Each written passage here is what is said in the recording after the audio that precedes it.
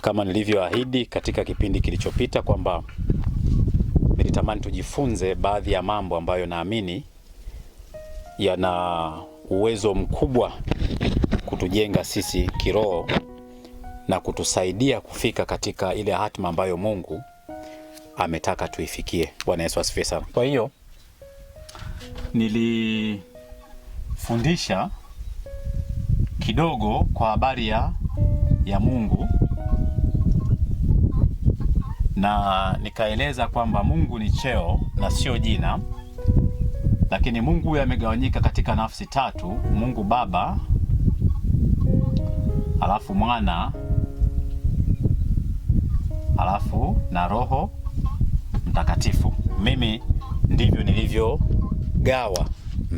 nilivyogawa, na nitaomba nifundishe kwa utaratibu huo. Wapo ambao wanaamini Roho Mtakatifu sio Mungu, lakini ni nguvu ya kiutendaji. Mimi Biblia nayo itumia inanielekeza ama kuniambia kwamba Roho Mtakatifu pia naye ni Mungu. Na somo hili nitaomba nilifundishe taratibu sana, nisikimbie. Kile ambacho nitakuwa na uwezo wa kukigusa, basi nikiguse ili kiweze kukusaidia na wewe katika maisha yako ya kila siku. Bwana Yesu asifiwe sana. Kwa hiyo nikawa nimeweka kuna Mungu Baba, Mungu Mwana na Mungu Roho Mtakatifu.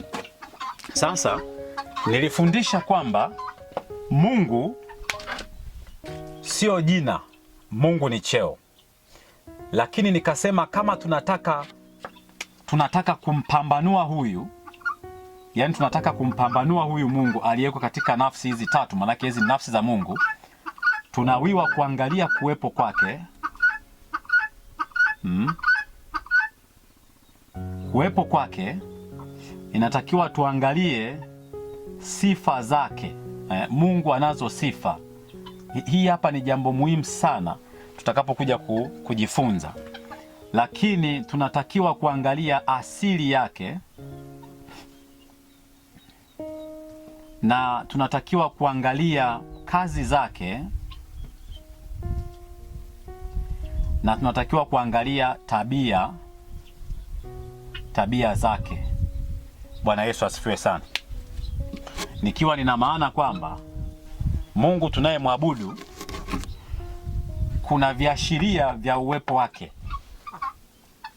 lakini Mungu tunayemwabudu ziko sifa zake, lakini Mungu tunayemwabudu iko asili yake, lakini Mungu tunayemwabudu ana kazi zake, vivyo hivyo ana tabia zake. Bwana Yesu asifiwe sana.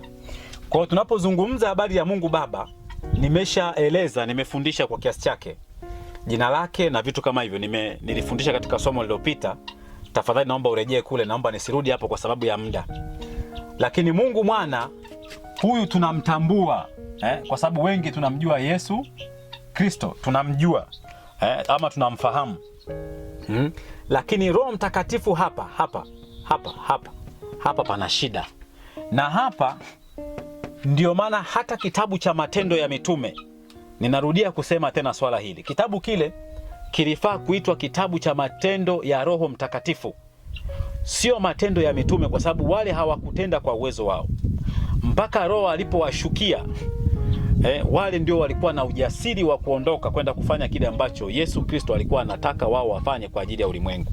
Kwa hiyo kilifaa kuitwa kitabu cha Matendo ya Roho Mtakatifu na sio kitabu cha Matendo ya Mitume. Bwana Yesu asifiwe sana. Sasa uko ushahidi tutakapokuwa tunazidi kusogea wa namna ambavyo tunapaswa kujifunza huyu Roho Mtakatifu. Unaposoma maandiko, nilikuwa nafundisha maeneo fulani habari ya asili ya mwanadamu, asili ya mwanadamu. Na nikataka kuelezea kwamba huyu mwanadamu ana nini ndani yake.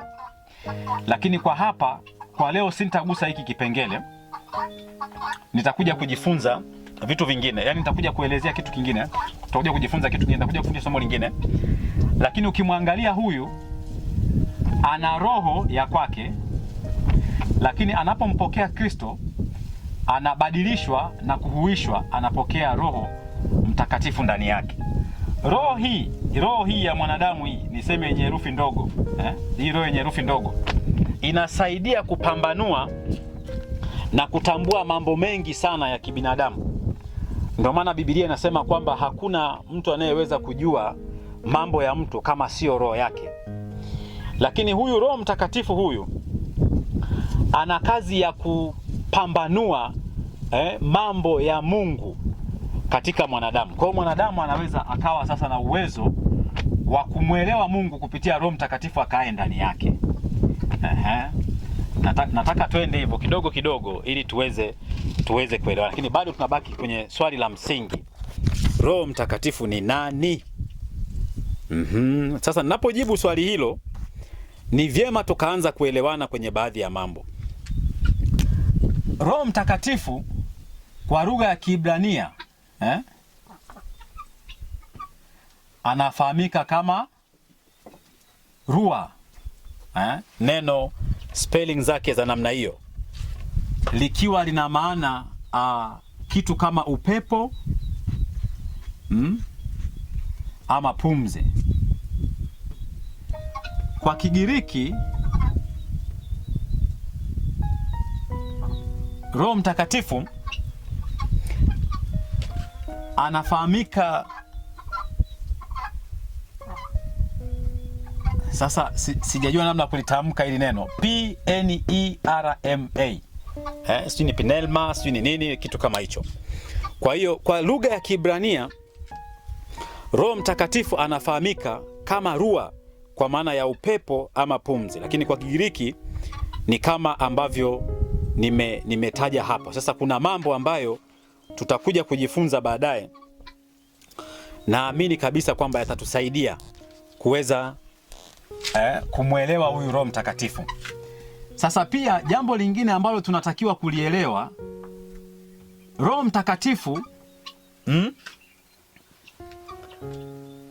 ni kwamba haonekani kwa macho.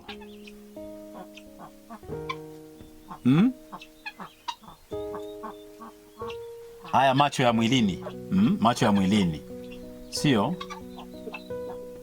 hilo jambo la kwanza. Lakini jambo la pili, Roho Mtakatifu hawezekaniki kushikwa.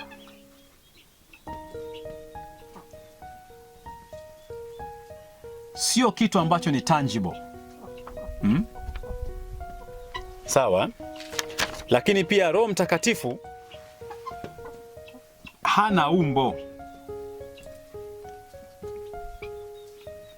Hana umbo, yani kwamba hii ni permanent structure, kwamba Roho Mtakatifu anaonekana misili labda ya meza, ya kiti, ya mpira, ya sijui nini. Roho Mtakatifu haonekani kwa namna hiyo. Lakini pia Roho Mtakatifu si mtu. Usije ukafikiri kwamba Roho Mtakatifu ni mtu. Roho Mtakatifu sio mtu. Kwa hiyo tunapoendelea kujifunza sasa habari za Roho Mtakatifu, ni kwamba ni dhahiri sasa tunapotaka kumtafuta Roho Mtakatifu ni lazima tuangalie haya mambo.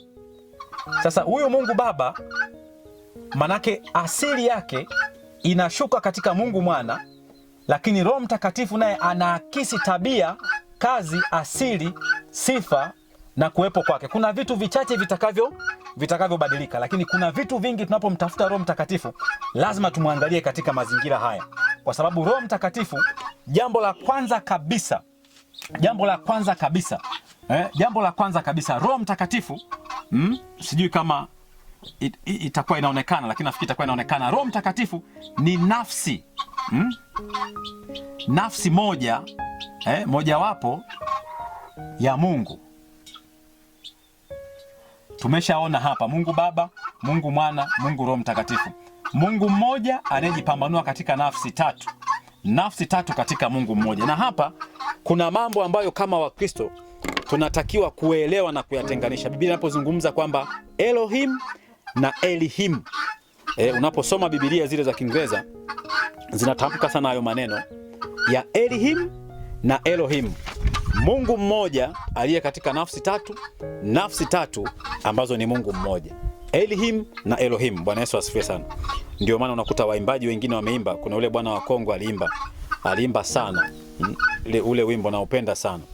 Jina lako Elishadai, jina lako Jehova Shama, maana yake Mungu si ya nini? Jehova Nisi ndilo jina lako. Mungu si pamoja na nini? Yani anajaribu kuimba na hapa nimesha kumegea kwamba kama Mungu ni sifa, then Jehova ndio jina lake. Bwana Yesu asifiwe sana. Kwa hiyo tuna mambo ambayo tunatakiwa kuyaangalia na ndio maana hata Mungu tunasema kwamba Mungu sio kitu kinachogusika. Ukisoma kitabu cha Waebrania kinatushuhudia kabisa kwamba Mungu ni roho, na wale wanaomwabudu inawapaswa kufanya nini? Kasome basi hicho kitabu. Nataka nistiki hapa, tujenge msingi ambao ni mzuri. Bwana Yesu asifiwe sana. Na wakati mwingine tunasema Roho Mtakatifu. Kwa nini tuseme Roho Mtakatifu? Ama tuseme kwa nini ni Roho Takatifu? Maana yake ni roho safi ya kweli yenye haki na tenganishi. Ndio maana tunasema Roho Mtakatifu. Kila mtu ana roho na watu wana roho zao. Watu wanazo roho ambazo wamezitengeneza, wanazo. Nilikuwa nasoma mambo fulani ambayo sitataka kuyasema. Kuna namna ambavyo watu wanaweza wakatengeneza majini. Jini inaweza likawa katika mfumo wa kitu fulani ambacho huwezi ukakigusa, huwezi ukafanya, lakini it's intangible, ni kitu fulani hivi ambacho ni vitu vya namna hiyo. Kwa tunaposema roho, sehemu nyingine ukienda mbele wanasema roho ni kuna mambo ya moto na imoto. Kuna kitu kinachokufa na kuna kitu ambacho hakiwezi kufa. Bwana Yesu asifiwe sana. Kwa hiyo tutafika huko tutakapokuwa tunajifunza hizo habari na hayo mambo. Unaposoma kitabu cha Mwanzo, sasa hapa mtanisamee, nilikuwa nimeweka madesa yangu kidogo. Sasa basi ngoja nirudi ili tuweze kusoma, kwa sababu ni kiu yangu kuona sasa tunatembea. Na katika mtiririko huu wa Roho Mtakatifu nitakwenda taratibu, nitajitahidi kusoma hivi vifungu ili kila mmoja aweze kuelewa. Pale tunapokuwa tunakomea, tutakuwa tunakomea hapo. Alafu tunapiki tena kipindi kingine kuendelea kujifunza neno la Mungu. Unaposoma Mwanzo 2:7 anasema Bwana Mungu akamfanya mtu kwa mavumbi ya ardhi, akampulizia puani pumzi ya uhai, mtu akawa nafsi hai. Nitakuja kufundisha hili somo. Nafsi na roho ya mtu, labda na mwili. Lakini haya mawili haya, the spirit hiyo na soul, lazima nitakuja kufundisha ili tufanyeje, tuelewane. Lakini pia ukisoma kitabu cha nabii Ezekia, ukisoma kitabu cha nabii Ezekia, fungua ile aya ya 37, alafu soma mstari wa 9 mpaka wa 10. Anasema ndipo akaniambia, tabiri, utabirie upepo mwanadamu, akauambia upepo, akauambie upepo, Bwana Mungu asema hivi, njoo kutoka pande za pepo 4, pumzi, ukawapuzie hawa waliouawa wapate kuishi. Basi nikatabiri kama alivyoniamuru, pumzi ikawaingia, wakaishi, wakasimama kwa miguu yao, jeshi kubwa mno. Bwana Yesu asifiwe sana. Kwa hiyo unaweza ukaanza kuona hapa, akasema uambie upepo, Bwana Mungu asema hivi, njoo kutoka pande za pepo 4. Bwana Yesu asifiwe sana. Anasema pumzi.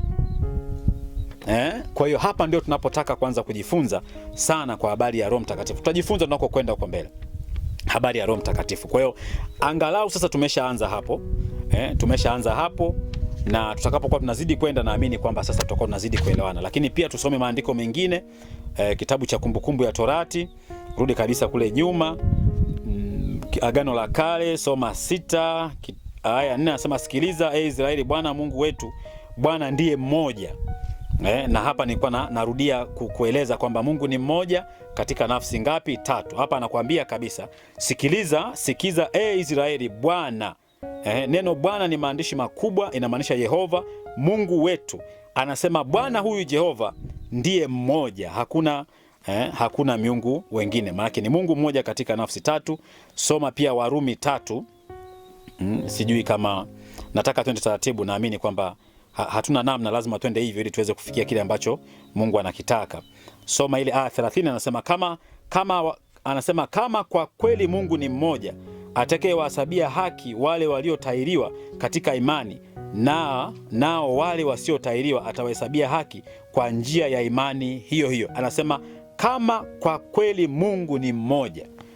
Manake naye pia soma Yohana 5:8 na Matendo ya Mitume 5:3-4. Bwana Yesu asifiwe. Kwa hiyo nimeshaweka msingi kwamba Mungu mmoja katika nafsi tatu. Mungu Baba, Mungu Mwana na Mungu Roho Mtakatifu. Mungu Mwana Yesu Kristo. Roho Mtakatifu ndio ambaye nimesema kwa Kiebrania Ruah, lakini maana yake nini? Upepo ama pumzi. Tumesoma maandiko Mwanzo 2:7, Ezekiel 37:9-10, na tumesoma kwamba kwa Kigiriki anafahamikaje. Lakini pia uko ushahidi kwamba Agano la Kale limemtaja Roho Mtakatifu mara 3 hivi. Roho Mtakatifu kabisa, kwa maana ya Roho Mtakatifu mara 3 hivi. Acha majina mengine ambayo Biblia katika Agano la Kale imetumia, lakini ninamaanisha kwamba habari za Roho Mtakatifu, kwamba Biblia katika Agano la Kale imemtaja walau takriban mara 3. Soma Zaburi 51:11 na Isaya 63:10-11. Bwana Yesu asifiwe sana. Sasa kuna vitu ambavyo nilikuwa natamani pia tu tunaviangalia, lakini hapa nilishaweka msingi tofauti ya roho wa Mungu na tofauti ya roho wa mwanadamu. Bwana Yesu asifiwe sana. Kwa hiyo unapojifunza hayo mambo, yanakuweka sasa katika hali ya kuwa katika nafasi nzuri ya kujifunza neno la Mungu. Unaanza kumtambua Roho Mtakatifu. Na hata ukifungua kitabu cha Mwanzo, inapoanza kueleza kwamba hapo mwanzo Mungu aliziumba mbingu na nini? Na nchi. Labda turudi kusoma kitabu cha Mwanzo, fungua ile mlango wa kwanza, sura ya kwanza. Anasema hapo mwanzo Mungu aliziumba mbingu na nchi. Anasema nayo nchi ilikuwa ukiwa tena utupu, na giza lilikuwa juu ya uso wa vilindi vya maji. Anasema roho wa Mungu ikatulia juu ya uso wa maji. Kwa hiyo kuna vitu ambavyo vinatakiwa kwanza. Neno roho wa Mungu manake ni roho huyu mtakatifu ambaye tunaenda kujifunza. Na kama utakuwa na kitu kingine tofauti hiki ambacho na mimi nakielewa, basi nakukaribisha tuweze kujifunza pamoja, na wewe unipe ushahidi wako kwa maandiko kwamba unalielewaje neno la Mungu katika wakati huo. Bwana Yesu asifiwe sana. Kwa hiyo tunapotamani kumwangalia Roho Mtakatifu, kuna maeneo ambayo ni lazima tuyagawanye. Tumwangalie Roho Mtakatifu alionekanaje na kazi zake na vitu vyake vilikuwaje kabla ya ile siku ya Pentekoste. Alafu baada ya kuingia ule wakati wa Pentekoste, baada ya Pentekoste manake ni wakati huu wa kanisa wa sasa tulipo sisi, kwamba Roho Mtakatifu huyo yukoje. Lakini pia tumwangalie Roho Mtakatifu katika ile miaka 1000 ya utawala wa Yesu Kristo atakaporudi huku duniani, atakapokuwa amekaa hapo juu, atatawala kwa miaka 1000. Bwana Yesu asifiwe sana. Lakini pia tutaangalia mifano ya Roho Mtakatifu na tutaangalia kazi za Roho Mtakatifu. Na kazi hizi mara nyingi tutazikuta kwamba zimegawanyika katika makundi ambayo nimesema kabla, wakati wa kanisa na wakati ambao unakuja. Lakini pia tunataka kuangalia namna Roho Mtakatifu anavyofanya kazi ama alivyofanya kazi kwa watu wake. Yaani kwa hao ambao walikuwa wanajiita waamini. Alifanya kazi na Wayahudi, alifanya kazi na Wasamaria, alifanya kazi na mataifa, alifanya kazi na wanafunzi wa Yohana. Tutachambua. Nilikuwa natamani tuangalie huyo Roho Mtakatifu alikuwaje na alifanyaje kazi wakati huo. Bwana Yesu akubariki sana. Kwa hiyo ninaamini sasa tutakapokuwa tunaondoka pamoja, mambo haya yatakuwa ni msaada kwetu. Kuelewa Roho Mtakatifu kuwepo kwake, kuelewa Roho Mtakatifu sifa zake, kuelewa Roho Mtakatifu asili yake, kuelewa Roho Mtakatifu kazi zake, kuelewa Roho Mtakatifu tabia. Lakini kujua katika Biblia tunapotamka haya maandiko ya kwamba Roho Mtakatifu anajulikana kama nani katika maandiko ya Biblia. Lakini pia tuone Roho Mtakatifu ni kitu kisichoonekana kwa macho ya mwilini, lakini ni kitu usichoweza kukishika. Lakini pia hana umbo. Unajua wakati mwingine tunaposema, watu wengi huwa wanachora picha ya njiwa. Wanaamini kwamba Roho Mtakatifu ni kama njiwa. Hapana. Ukisoma maandiko yanasema Roho Mtakatifu alishuka katika umbo ama kama alafu ndio akasimama begani mwa Yesu. Bwana Yesu asifiwe sana. Ni roho ambayo ilikuwa haina umbo, ilishuka. Kuna mtumishi mmoja aliomba akasema, natamani kukuona wewe Mungu. Lakini kwa bahati mbaya ama nzuri, Mungu akapita, akachelewa kumuona, akamuona wakati Mungu anamalizikia. Lakini haikuwa pia kwake ni nyepesi. Aliugua na kuumwa kwa muda fulani katika maisha yake. kwa sababu sio rahisi kumwangalia Mungu na ukaishi. Wengi wanasema hamna mtu aliyemwona Mungu na akaishi. Bwana Yesu asifiwe sana. Lakini wapo waliofanikiwa. Biblia inashuhudia kwa habari ya mtu mmoja na vitu kama hivyo. Kwa hiyo tuelewe kwamba jambo la kwanza nililofafanua, nimeelezea kwamba Roho Mtakatifu ni nini. Kwa hiyo ya kwanza ni upepo ama pumzi. Lakini jambo la pili ni kwamba Roho Mtakatifu ni nafsi mojawapo ya Mungu. Nafsi mojawapo ya Mungu. Kwa hiyo nitakaporejea tena kuja kufundisha, nitaanza sasa kufundisha, tuanze kwanza kuelewa majina ya Roho Mtakatifu ni yapi. Biblia inatumia majina gani inapotaka kumpambanua huyu Roho Mtakatifu. Bwana Yesu asifiwe sana. Kwa hiyo baada ya hapo sasa tutakuwa kwenye nafasi, siku nyingine mtu atakapokuuliza kwamba Roho Mtakatifu ni nani, utakuwa na uwezo wa kujua. Ujue kwamba Roho Mtakatifu ni roho, kwa sababu tayari ameshaanza kuwa roho. Lakini Roho Mtakatifu ni roho takatifu, iliyotakaswa, roho safi, roho ya haki, roho tenganishi na vitu kama hivyo.